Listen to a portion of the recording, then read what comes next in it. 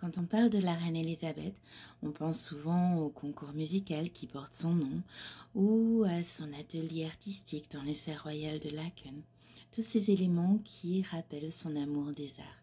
Mais pour la grande histoire, elle restera la reine infirmière. Et ça, c'est en grande partie grâce à ses origines. Elle était fille d'un aristocrate assez original, car contrairement à ce qu'on attendait de lui, il était également médecin ophtalmologue. Il pratiquait les opérations de la cataracte sur les plus démunis pour leur venir en aide, et la jeune Elisabeth l'assistait dans ses interventions. C'est ainsi qu'elle apprendra le métier qui lui sera assez utile pendant la Première Guerre mondiale. Au début du conflit de 1914, elle va d'ailleurs mettre à disposition de la Croix-Rouge le palais royal. Il va se transformer en ambulance.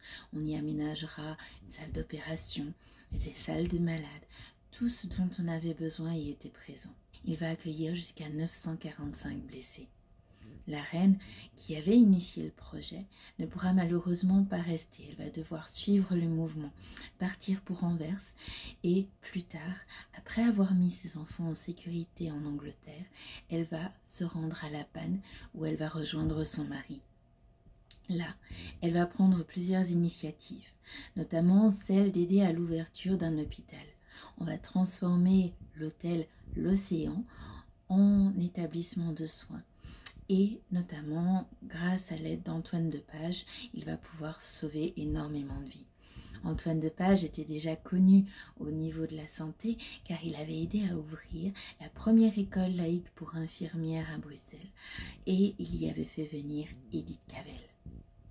La reine Elisabeth faisait son maximum. Les matinées, elle aidait souvent Antoine de Pages. Les après-midi, elle rendait visite aux blessés. Et il lui demandait souvent de transmettre de leurs nouvelles à leur famille. Transmettre des messages, elle le faisait aussi en Angleterre. Quand elle allait rendre visite à ses enfants, elle en profitait pour glisser des messages clandestins de la part de son mari. Et tout ceci, on le retrouvait sur un monument. Vous connaissez peut-être la statue de la reine Elisabeth qui est toute simple, qui se tient face à son mari à l'Albertine.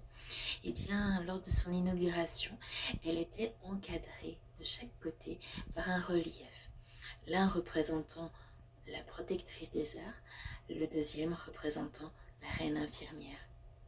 Le réaménagement de la place va faire que les reliefs vont disparaître, nous laissant avec la statue toute simple.